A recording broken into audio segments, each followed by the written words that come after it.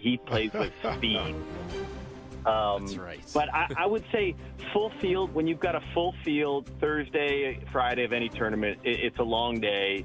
They've got a lot of lights, so that's okay.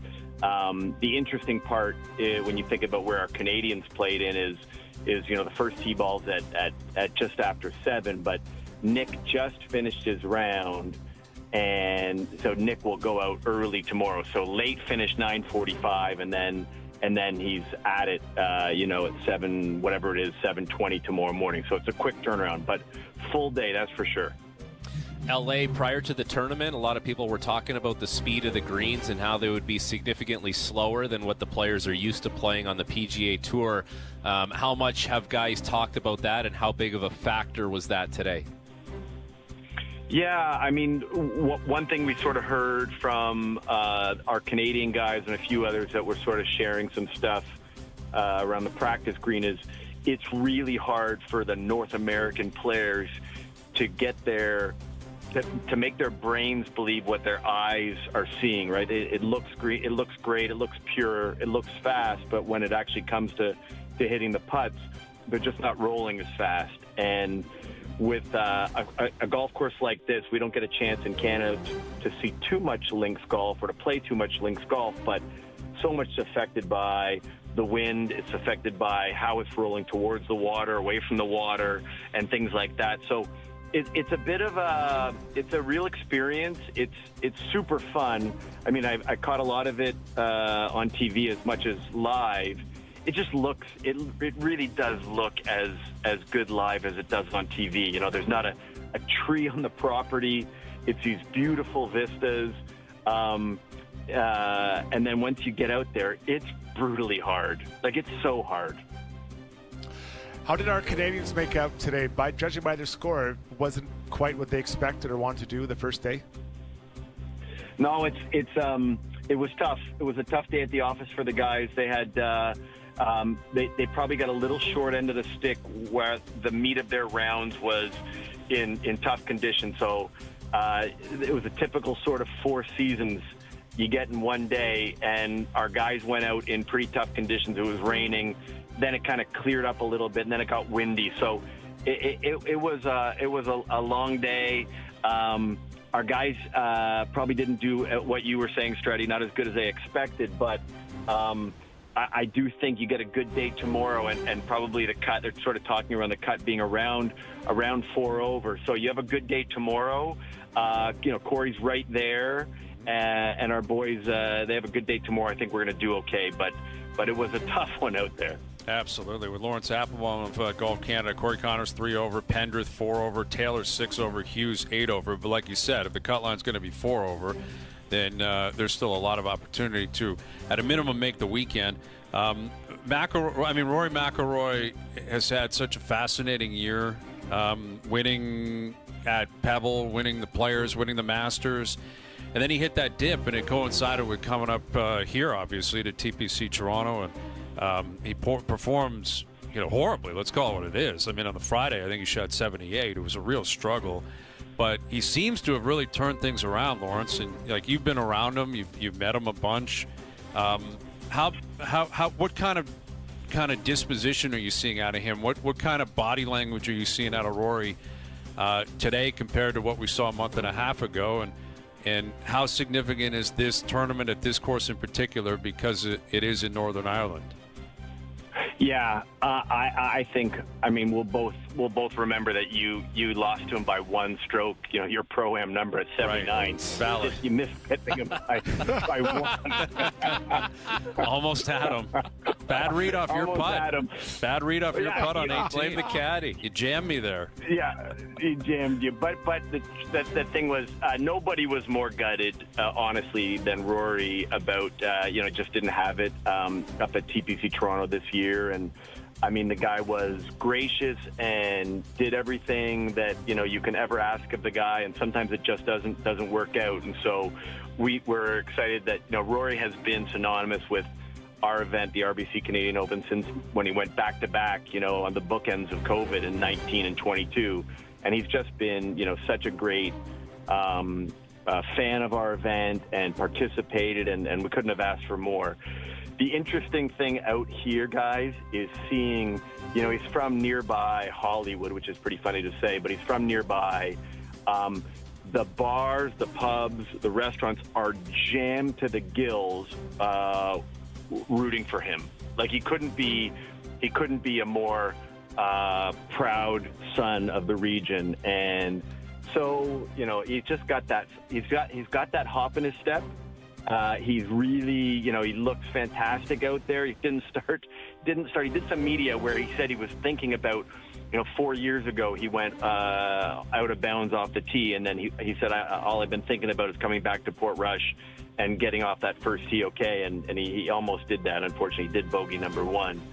But Rory McIlroy at Royal Portrush is kind of like, it's almost like the energy behind a deep playoff game for the Leafs. It's just electric out here. And there's a bunch of guys. You've got Shane Lowry, obviously, who won in 19. And then you've got a few other famous sort of sons here. You've got Darren Clark, and then Padraig Harrington was sort of first out this morning, somewhat ceremonial. So it's great. The Irish love their golf. It's a game for every person here, which is kind of the way the game has been starting to flow in Canada and places around where everybody's enjoying it. Everyone's playing. It's so funny to see so many, relatively famous or people you recognize, and they're so into their golf. Like I saw Niall Horan today walking with Rory's group. I saw a bunch of other athletes, footballers that were watching and being part of it. So it's an amazing phenomenon, and the sport is in a really lucky place right now. LA, what's the feeling around Scotty Scheffler? You talked about all those players that, there would be, big crowds watching those guys. And I think a lot of people saw what Scotty said and said, wow, that's interesting that he would be that candid and that genuine and that open about what he's feeling. Have guys been talking about that? And what's the feeling around Scotty this week? Yeah, I'm not super close to that camp. I did see the comments, and the sort of the word with some of the Canadians was really like, it's great to see the candor that Scotty, as number one player in the world, sort of sharing. It makes you think about the work you put in and the drive to win, or the drive to be number one, or the drive for major championships, and sadly, it's pretty fleeting. Like, you think about the guys who've won the Cup this year, and they get a summer with it, and they get their day, but all of a sudden you turn the page and they're back at camp and you're back in the grind. So, you guys would understand that.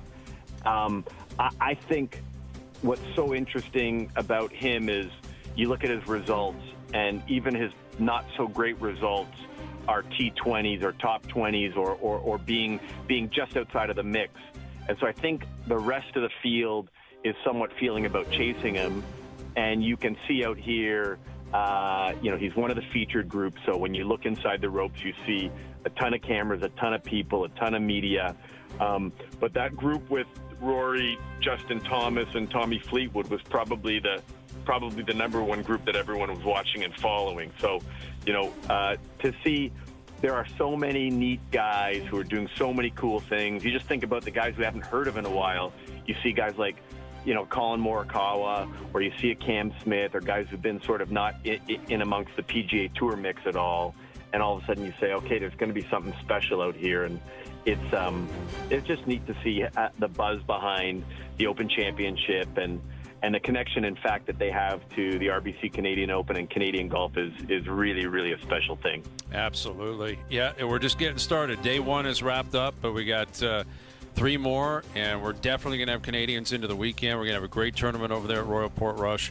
And he is Lawrence Applebaum, the CEO of Golf Canada, and he's on the grounds. So enjoy yourself over there, LA. You bring the clubs? If so, how are we playing? Yeah, the clubs might have snuck into the bag, not the carry-ons, but they might have made it in. Yep. And the beauty here is that you can get a relatively full workday in and then sort of sneak out and whip it around.